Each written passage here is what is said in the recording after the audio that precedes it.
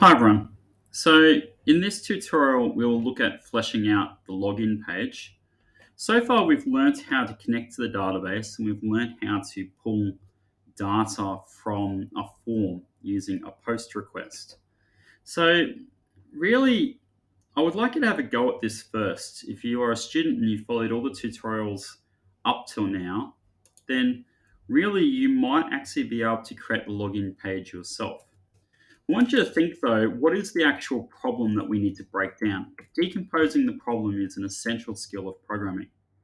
So for our login page, we're going to think about what's actually going to happen. And normally I would start by commenting out. Firstly, we need to get the actual data from the post request. So get the post request data, which is going to be email and password. The next step is we will want to check to see if there's a user, if there is a user with that email and password.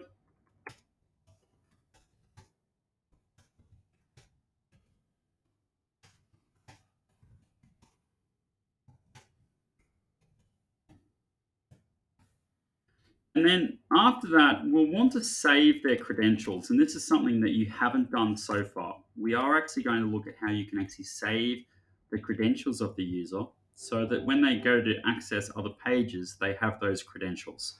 And that's something that you have not done yet. So we're going to save session data. Finally, we're going to want to actually change the page because you don't want the user to be stuck on the login page. Okay, so they're the four things we are going to do. And hopefully I haven't neglected something, but we're going to go through that now. That you should definitely be able to do, and that you should be able to do yourself. But by all means, if you want to follow along, you can. Right, so to get the request data, we need to ensure firstly that the post request method is enabled. So in our app.root, we're going to enable methods. I'm going to say methods is equal to, and I'm going to enable get, and I'm also going to enable post. That's the first step. If you don't enable the methods, you will actually get an error.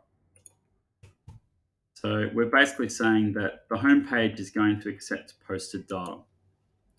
Right, next step. We are going to check if the request method is equal to post.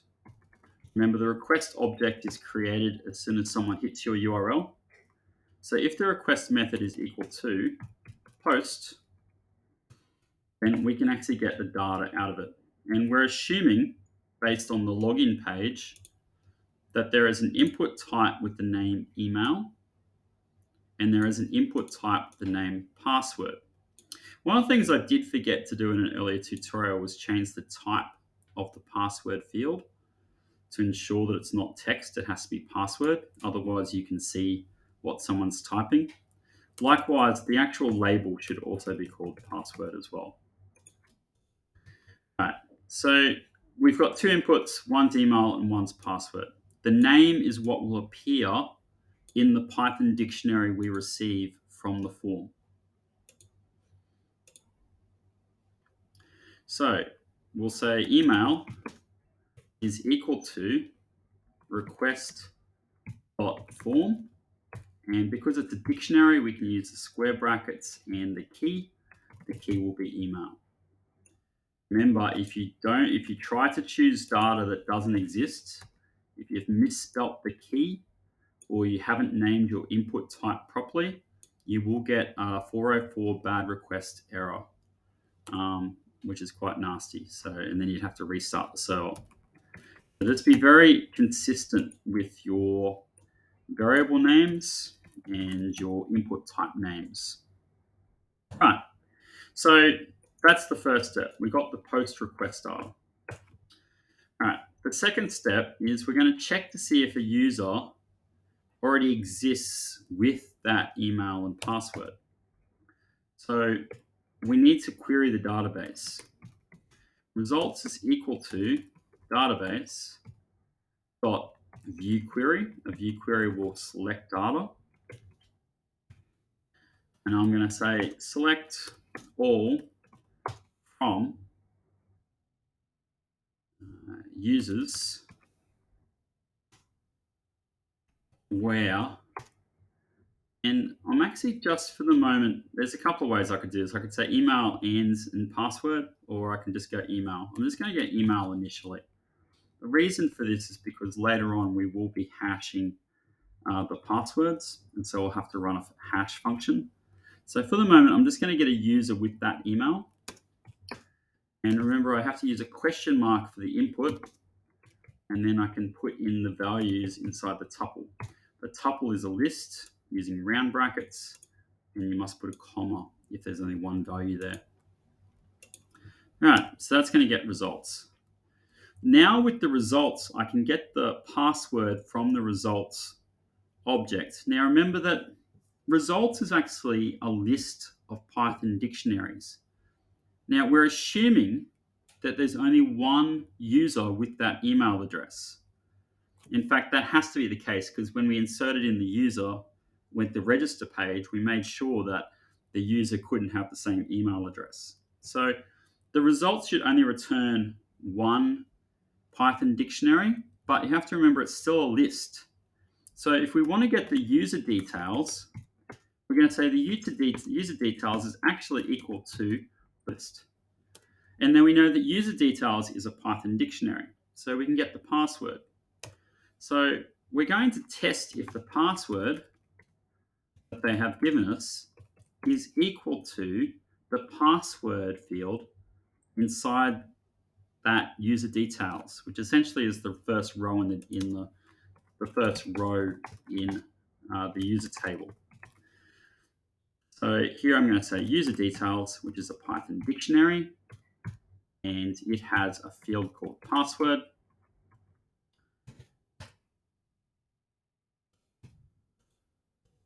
And then here we know that it's been successful. I'm conscious of the fact we've been coding for a bit. It might be worth, just for the moment, us just for the moment just testing what we've done. We don't want to code too much and then get a lot of errors. So for the moment, I'm actually just going to go app.logger.info password login success.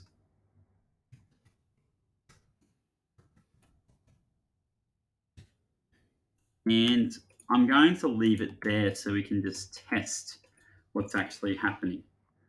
If I wanted to, I could actually output that to the page. In fact, maybe it is worth doing that. We might actually do what we did with the previous one. We'll pass a message variable into the page. And again, we have to define the message outside of our if statement. And then here, well, instead of logging it, we could actually just say message is equal to login successful. So it's not going to leave the page. All it's going to do is it's going to print that out on the page. The last thing we need to check is that there is a variable called message inside the login page. And there is. So it should work. I suppose we'll find out in a second. So I'm going to go to my login page. I'm just going to reload it. It says, please log in. Right, now let's just put something incorrect. I realize that we haven't catered for something that's incorrect. So I might do that actually. I'm just going to say if password does not equal the user details password, else message password incorrect.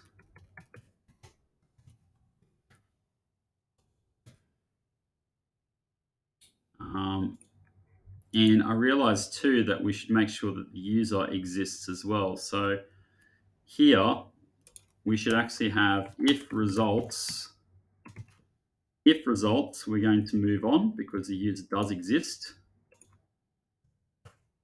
Else message is equal to user does not exist. Now I'll say email is incorrect.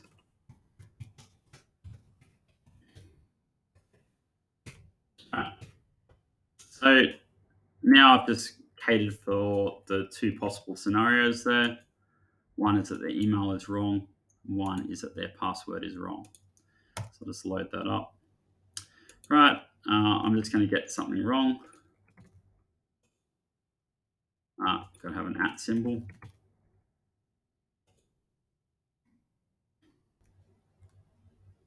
Right, I didn't get any errors at all, which is not good. Oh, I realize. Currently, you might notice that while I was doing this, currently it seems to be going up to the top of the URL, which means that my login form is still got an action of using the method of get. So I'm going to go to my login page, and I just need to ensure, one, I need to ensure that there is a form action, and the form action is going to go to itself. And I need to ensure that the method is equal to post. So that was why it wasn't actually doing anything. Right, let's try again.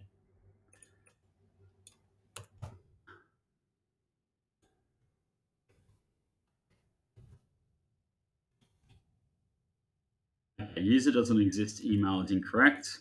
Now, there is a test user that we have created, just the admin user. So it's admin and admin, and then we have the password is admin, submit, login successful. Okay, so it's working. It has checked that the user exists and that the password exists. Right, I'm going to stop there because it's already taken us 12 minutes to get to this part. In the next step, we're going to look at how we can record the user's credentials and how we can actually move the page using redirects. I'll see you in that lesson. Thank you for listening.